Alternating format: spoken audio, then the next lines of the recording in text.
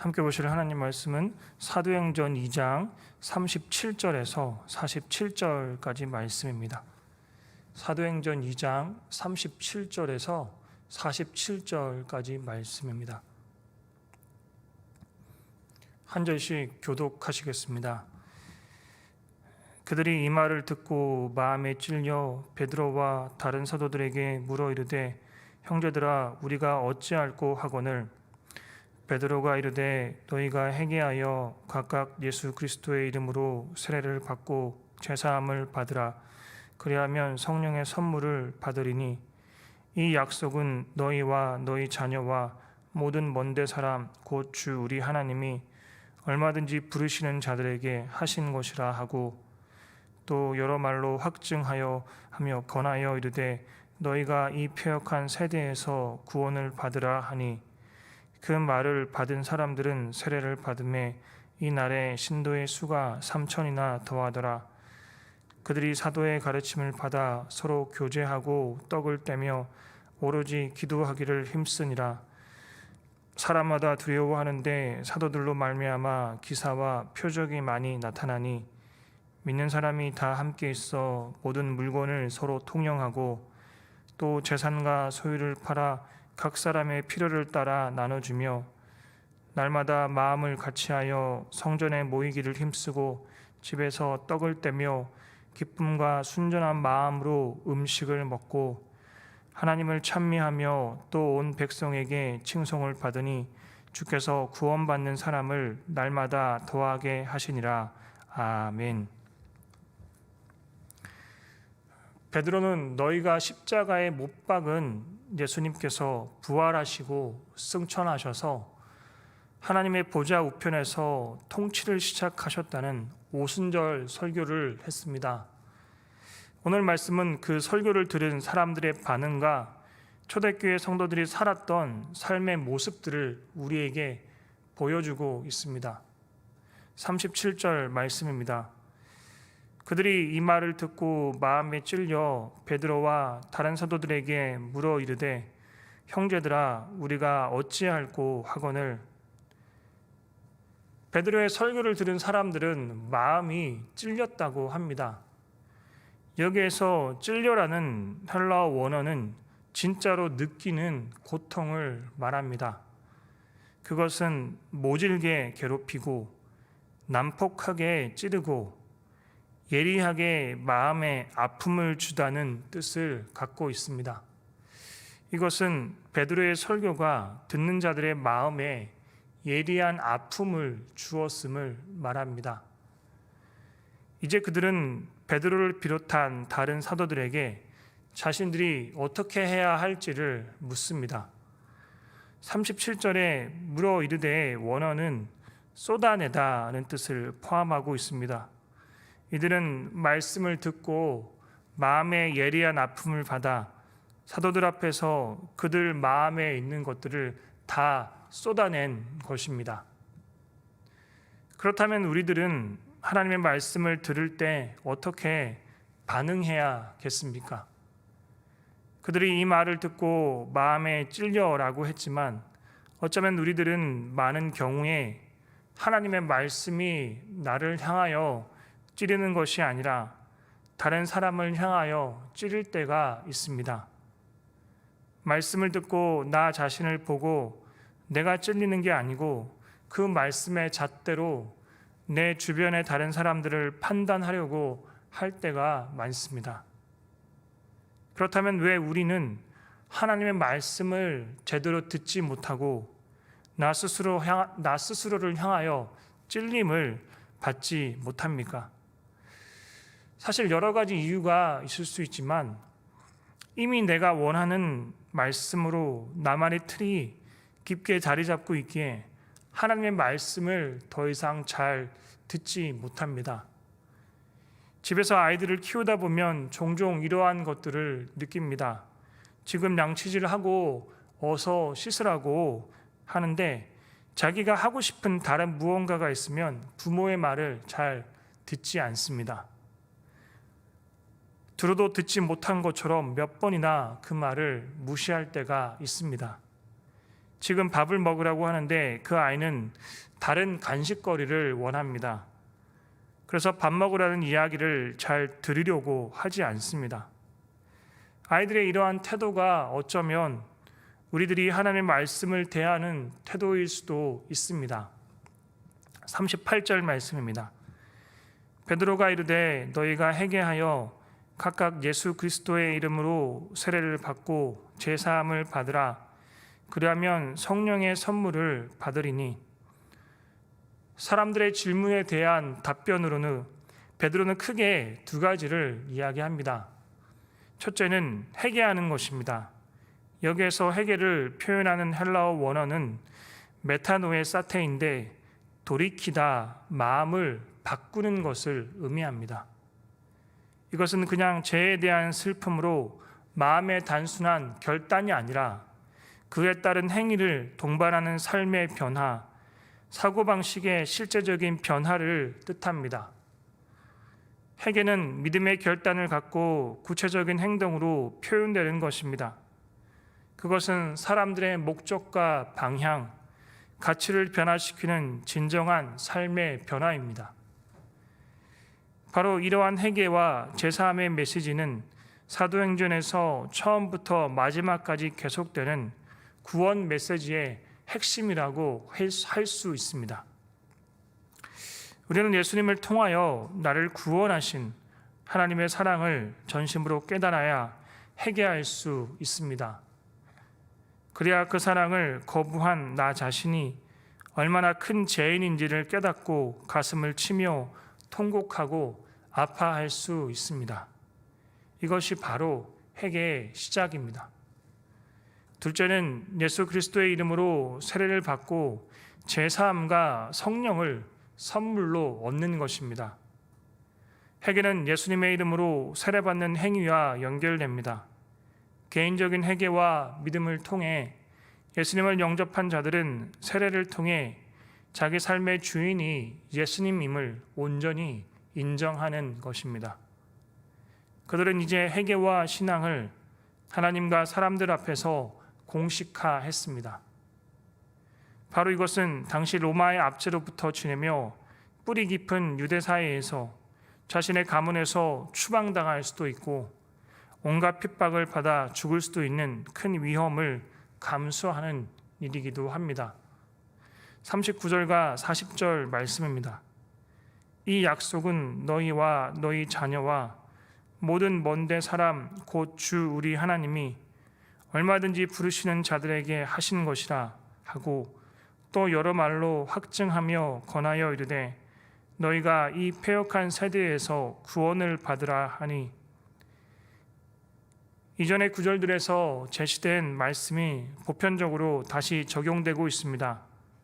성도의 삶 속에서 역사하시는 성령의 사역에 대한 이 약속은 너희라는 말을 통해 개인적으로 적용되고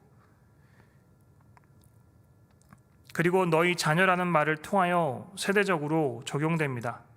그리고 모든 먼데 사람이라는 말을 통해 이방인들까지 포함하여 전 세계적으로 적용하고 있습니다. 누구든지 회개하여 예수님의 이름으로 세례를 받는 자들에게는 구원을 주신다는 것입니다. 그리고 패역한 세대란 하나님의 뜻에 어긋나 있는 세대를 의미합니다. 유대인들은 하나님이 보내신 메시아를 영접하기는커녕 십자가에 못 박아 죽였습니다. 그들은 하나님의 구원에서 너무나 멀리 멀어져 있었습니다. 패역한 세대에서 구원을 얻는 길은 오직 예수 그리스도를 영접하는 것입니다.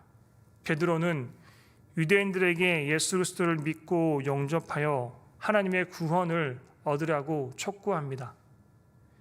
지금은 은혜의 때이기 때문에 하나님은 유대인이나 이방인이나 그 어떤 사람이든지 하나님의 자녀가 될 수 있는 길을 열어주셨습니다.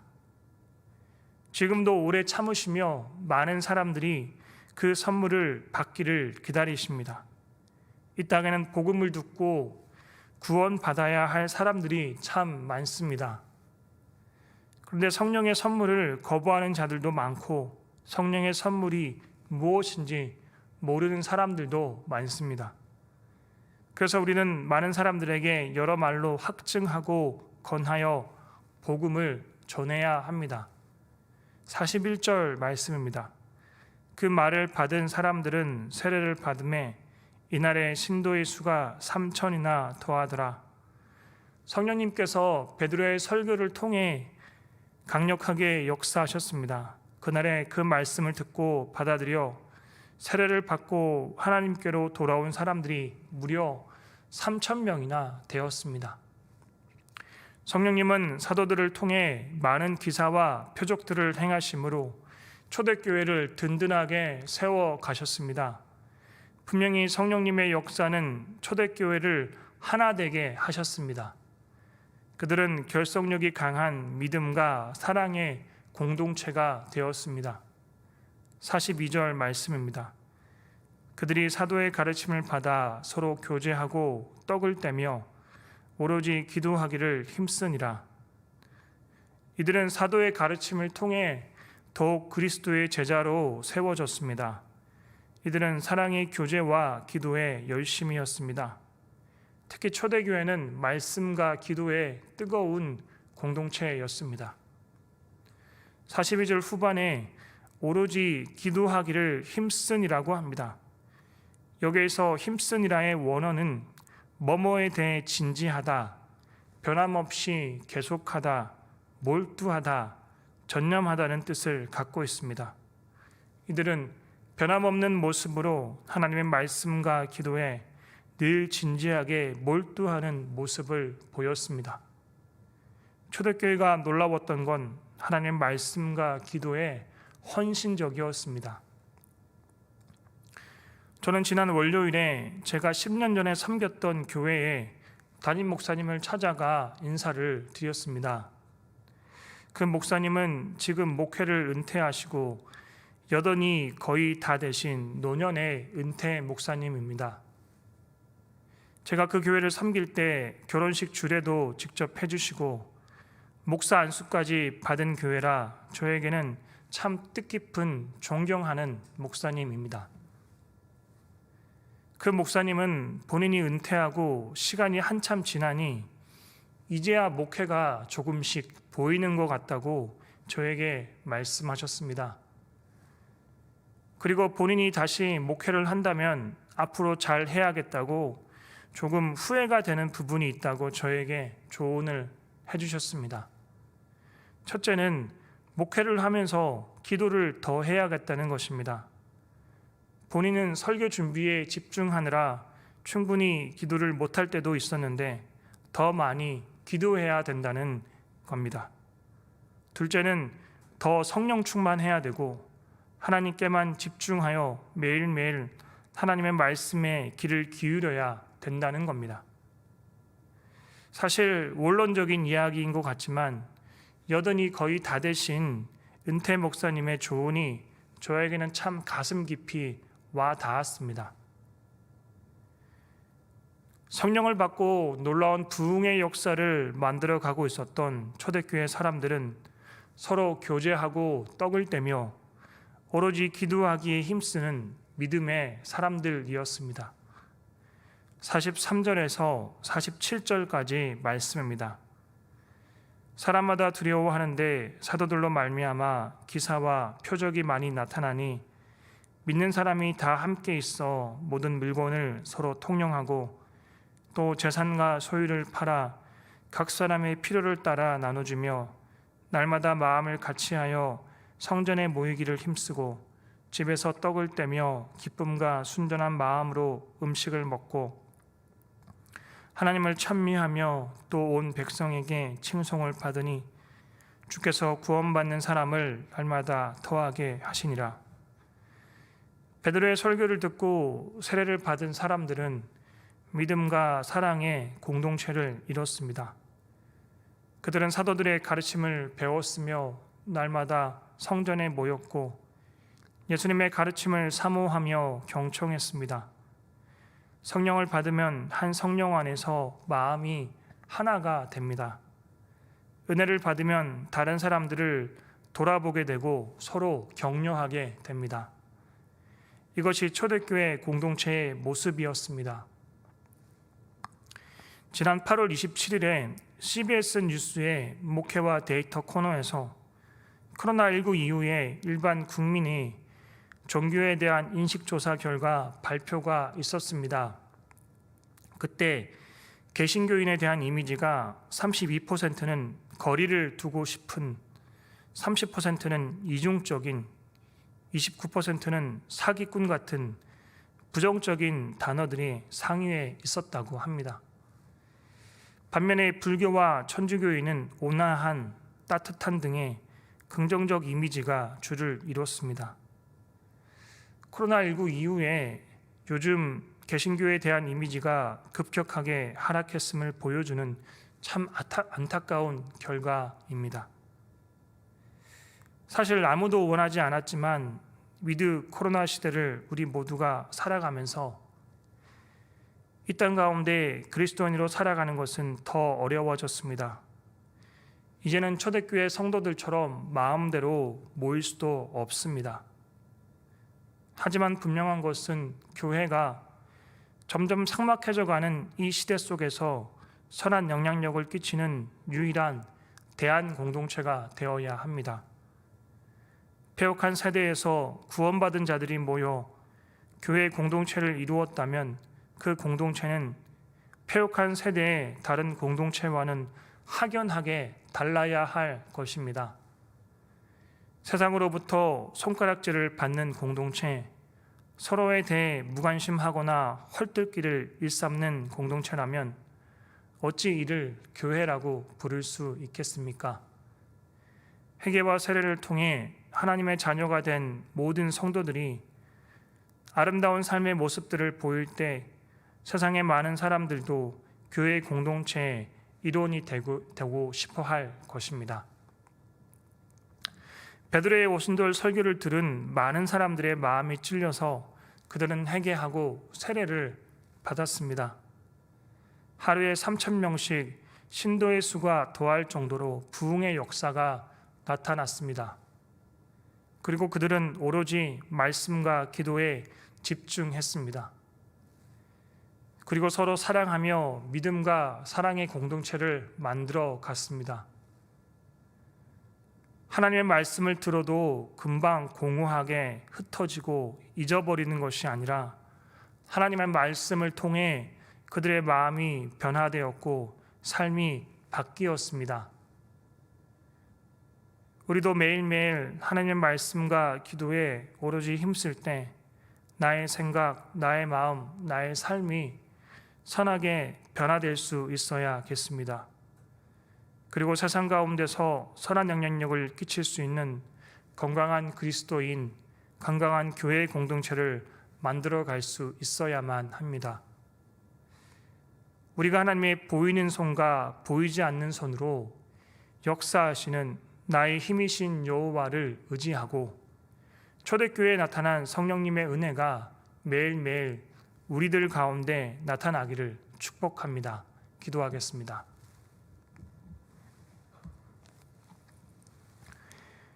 하나님 아버지, 하나님 말씀을 통해 마음의 찔림을 받아 우리가 어찌할 거라고 한탄하며 물어야 되는 자들이 우리의 모습임을 돌아보게 하심을 감사드립니다. 때로는 우리들 안에 있는 인간적인 틀로 인해 하나님의 말씀을 들어도 무감각하고 금방 흩어버리는 모습들을 회개하오니 용서하여 주시옵소서. 그럼에도 불구하고 우리들을 끝까지 사랑하셔서 예수 그리스도를 통해 우리를 구원하여 주시고 하나님의 자녀 삼아 주심을 감사드립니다. 이제 우리들도 삶 속에서 예수 그리스도의 십자가 복음을 전하는 복음의 통로로서 살아가게 하여 주시옵소서. 오로지 말씀과 기도에 힘쓰며 함께 사랑하는 삶을 살아갈 때 세상 사람들에게 칭송을 받았던 초대교회 사람들이 참 부럽습니다. 우리들의 삶 속에서 하나님의 보이는 손과 보이지 않는 손으로 역사하시는 나의 힘이신 여호와를 끝까지 의지하고 하나님 말씀대로만 살아갈 수 있는 오늘 하루가 되게 하여 주시옵소서. 예수님의 이름으로 기도드립니다. 아멘.